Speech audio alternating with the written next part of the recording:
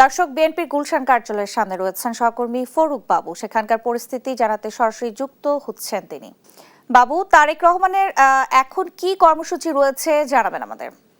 Nancy, আপনি জানেন যে গতকাল জাতীয় সংসদ নির্বাচনে বেসরকারি যে ফলাফল, সেই ফলাফলে বিএনপি তাদের যে ভূমিধস বিজয়, সেই বিজয় নিয়ে তারা হচ্ছে যে ইতিমধ্যে তারা সরকার গঠনের পথে আগাচ্ছে। সেই ধারাবাহিকতা আসলে আজকে দুপুর নাগাদ জুমার নামাজ পড়ে তারেক রহমান তিনি তার দলীয় কার্যালয় যে রয়েছে গুলশানে, সেই কার্যালয়ে তিনি কর্মব্যস্ত সময় পার করছেন। এখানে আমরা দেখছি যে পার্টির বিভিন্ন পর্যায়ের নেতাকর্মী যারা রয়েছেন তারা এখানে আসছেন, সিনিয়র নেতৃবৃন্দ এখানে আসছেন, এবং সেই সাথে এখানে যে তাদের যে কর্মীরা রয়েছেন এবং বিভিন্ন ইউনিটের যারা নেতাকর্মী রয়েছেন তারা ইতিমধ্যে ভিড় করতে শুরু করেছে। তবে আমি আপনাকে জানিয়ে রাখি ইতিমধ্যে যে আমরা যে বিএনপির তরফ থেকে যে তথ্যগুলো পেয়েছি, সেই তথ্য অনুযায়ী যে বিএনপি এখানে যে তাদের সরকার গঠনের পরে মন্ত্রিসভায় কে কোথায় থাকবে বা কী করবে, কোথায় সকল বিষয় নিয়ে আসলে তারা প্রাথমিক একটা আলোচনার জন্য তারা এখানে বসবেন, এবং সেই আলোচনার পরবর্তীতে তারা দলীয়ভাবে সিদ্ধান্ত নেওয়ার প্রক্রিয়ায় আসবেন, এবং সেই সকল বিষয় নিয়ে আসলে এবং সেই সাথে আসলে যে সরকারি ঘোষণার অপেক্ষা করছে বিএনপি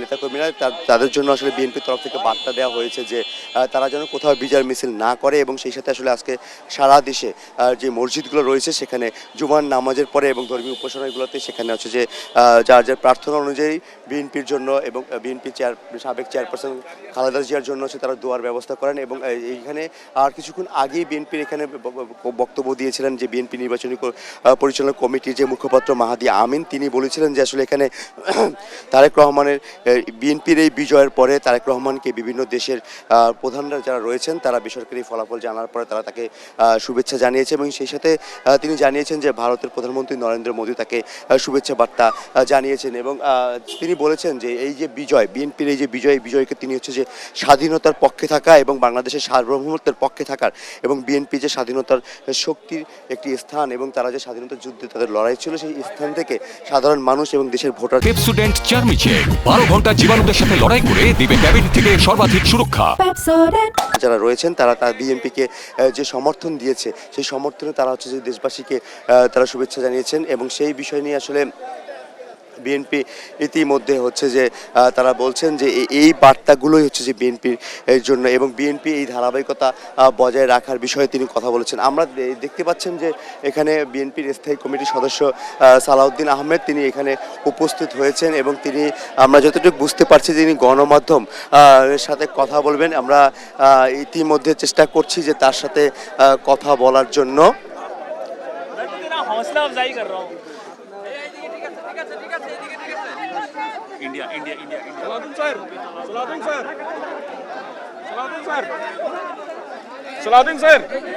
আমরা চেষ্টা করছি তার সাথে কথা বলার জন্য।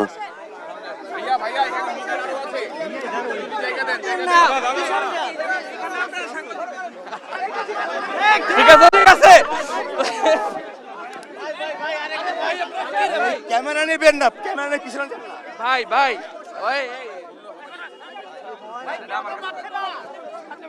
এখানে আসলে চেষ্টা চলছে যে সদস্য সালাউদ্দিন আহমেদের সাথে কথা বলার জন্য। আমরা চেষ্টা করছি তার সাথে কথা বলার জন্য।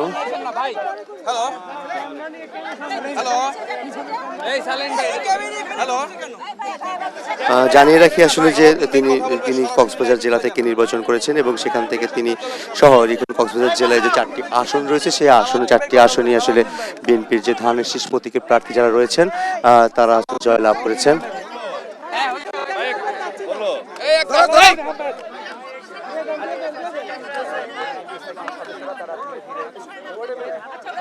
এবং আসলে বিএনপির তরফ থেকে ধারণা করা হচ্ছিল যে চট্টগ্রাম যে বিভাগ রয়েছে সেই বিভাগের জামাতের তরফ থেকে বলা হচ্ছিল যে সেই বিভাগে তাদের শক্তিশালী বিভাগ রয়েছে জামাতের কর্মীদের, কিন্তু সেখান থেকে আসলে যে জয়, সেই জয়টি আসলে এখন অনেকটা আনন্দের হয়ে দাঁড়িয়েছে বিএনপির জন্য। আল্লাহর দরবারে আমরা শুকরিয়া আদায় করছি, বাংলাদেশে বহুল প্রত্যাশিত জাতীয় সংসদ নির্বাচন শান্তিপূর্ণভাবে অনুষ্ঠিত হয়েছে, এবং সুষ্ঠু নিরপেক্ষ একটা নির্বাচন অনুষ্ঠিত হয়েছে, যার জন্য সারা বিশ্ব অপেক্ষা করছিল, শুধু বাংলাদেশের মানুষ নয়। আমরা আল্লাহর দরবারে শুকরিয়া আদায় করছি, এদেশের জনগণের প্রতি শুকরিয়া আদায় করছি। তাদেরকে অসংখ্য ধন্যবাদ প্রদান করছি। তারা ধৈর্য ধরে এই ত্রয়োদশ জাতীয় সংসদ নির্বাচনে অংশগ্রহণ করেছেন এবং ভোট প্রয়োগের পর ভোট পাহারা দিয়েছেন। দুই একটি ছোটখাটো বিচ্ছিন্ন ঘটনা ছাড়া উল্লেখ করার মতো তেমন কোনো ঘটনা ছিল না। বলতে গেলে শতকরা শতভাগই শান্তিপূর্ণ নির্বাচন অনুষ্ঠিত হয়েছে। এই বিজয় আমাদের প্রত্যাশিত ছিল। আমরা বাংলাদেশের জনগণের যে স্রোত বিএনপি অভিমুখে দেখেছি, আমাদের নেতা জনাব তারেক রহমান যেখানেই গিয়েছেন তিনি স্বদেশ প্রত্যাবর্তনের পরে যেই অভ্যর্থনা পেয়েছেন, আমরা তখনই এদেশের মানুষের মন বুঝতে পেরেছি। তারা অপেক্ষা করছে দীর্ঘ 17 বছর পরে গণতান্ত্রিকভাবে একটা নির্বাচনে অংশগ্রহণ করে ভোটাধিকার প্রয়োগ করে এদেশের নতুন যাত্রা শুরু করার জন্য। বাংলাদেশের গণতন্ত্রের, শক্তিশালী গণতন্ত্রের ভিত্তি রচনা শুরু হয়েছে। গণতান্ত্রিক যাত্রা অব্যাহত থাকবে ইনশাআল্লাহ। দেশের সকল রাষ্ট্র কাঠামোর গণতান্ত্রিক সংস্কার এবং সংবিধানের কাঙ্ক্ষিত গণতান্ত্রিক সংস্কার করা হবে, যেটা আমাদের 31 দফার উদ্দেশ্য ছিল, লক্ষ্য ছিল, এবং তার ভিত্তিতে আমরা আমাদের ইশতেহার প্রণয়ন করেছি।